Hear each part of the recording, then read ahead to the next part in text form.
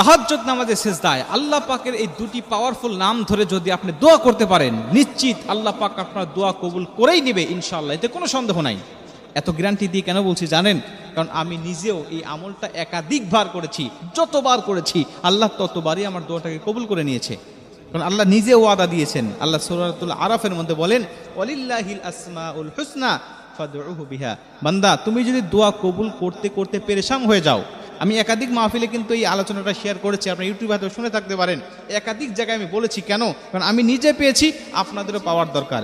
অনেকেই বলে যে হুজুর দোয়া কবুল করতে করতে ব্যর্থ হয়ে গেছি, একদম হাল ছেড়ে দিয়েছি, আল্লাহ আমার দোয়া কবুল করেন না, আমার দিকে তাকায় না, এই জন্য আর দোয়া করতেই আমি ভুলে গেছি। না, আপনি ভুলবেন না, আপনি দোয়া করবেন, কারণ আল্লাহ নিজে ওয়াদা দিয়েছেন, এইভাবে আপনি চাইবেন। ওয়ালিল্লাহিল আসমাউল হুসনা ফাদউহু বিহা। আল্লাহ নিজে সূরা আরাফের মধ্যে বলেন, তোমার দোয়া কবুল যদি না করি তাহলে তুমি এইভাবে দোয়া কবুল করো। কিভাবে?